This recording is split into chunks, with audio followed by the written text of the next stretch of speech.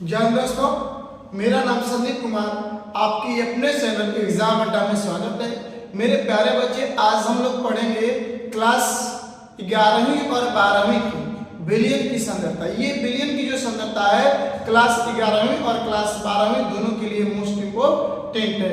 तो याद रहे कि आज का जो टॉपिक है वो बिलियन की सांद्रता है। बिलियन की सांद्रता, बिलियन की सांद्रता।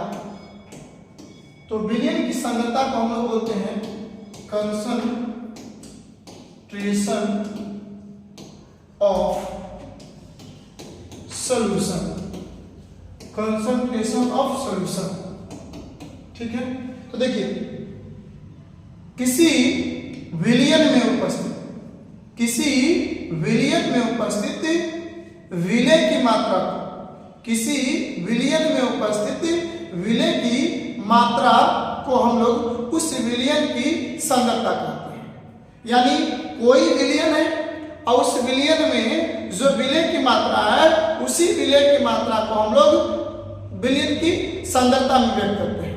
यानी हम लोग किसी विलयन की सांद्रता ज्ञात करते हैं तो विलयन की सांद्रता को ज्ञात करने के लिए हमें विलय की मात्रा की आवश्यकता होती है, और जो विलय की मात्रा होगी वही हमारा विलयन की सांद्रता होगी। चलिए अब एक एग्जांपल लेते हैं। तो सबसे पहले नंबर एग्जांपल से पहले मैं आपको बता दूं विलय और विलायक, यानी हम लोग बात करेंगे विलय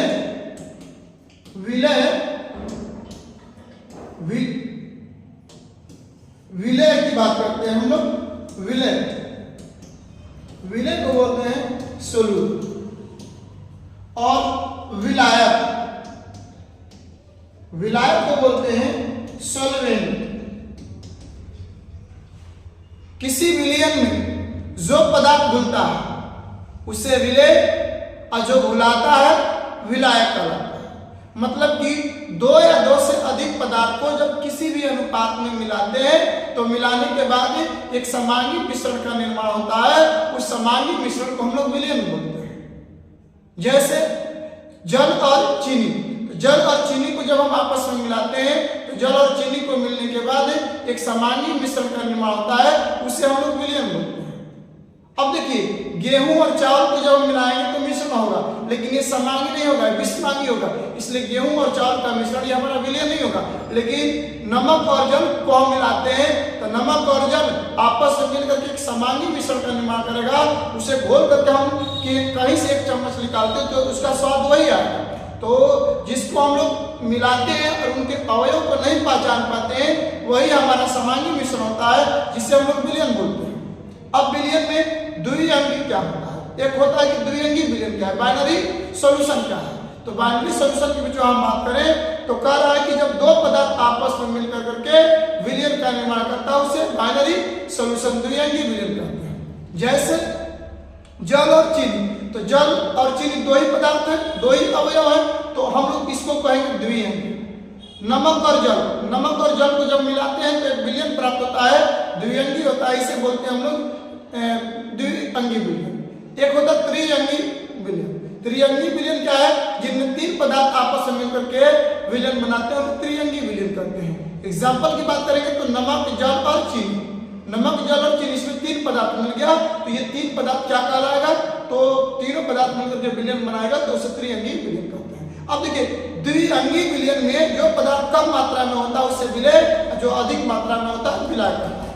द्विअंगी विलयन में जो पदार्थ कम मात्रा में होता है उसे विलय, और जो अधिक मात्रा में होता है विलायक कहलाता है। जैसे जल में चीनी, तो जल हमारा अधिक मात्रा में होगा तो जल को विलायक बोलेंगे, चीनी कम मात्रा में होगा तो चीनी को विलय बोलेंगे।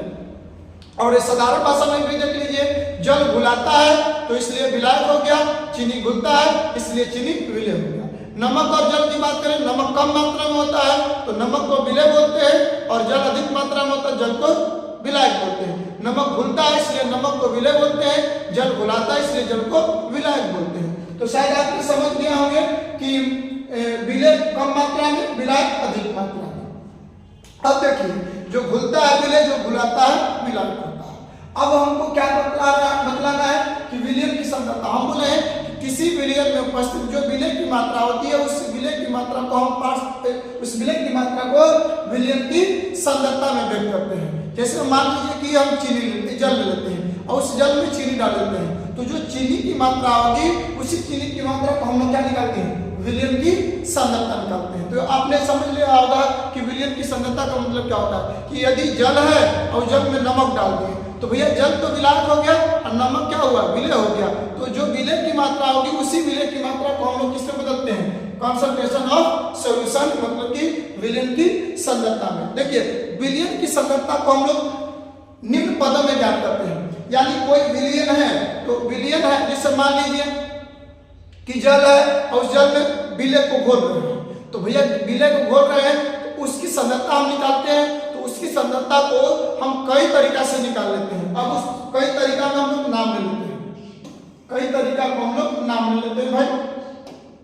देखिए पहला क्या हो जाएगा, किसी विलयन की सांद्रता को ज्ञात करने के लिए हमने निम्नलिखित पदों का अध्ययन करते हैं। निम्नलिखित पदों के द्वारा हम लोग उस विलयन की सांद्रता ज्ञात करते हैं। कोई पूछेगा कि विलयन की सांद्रता क्या है, तो किसी विलयन में उपस्थित विलय की मात्रा उस विलयन की सांद्रता कहलाता है। सांद्रता को निम्नलिखित पदों में ज्ञात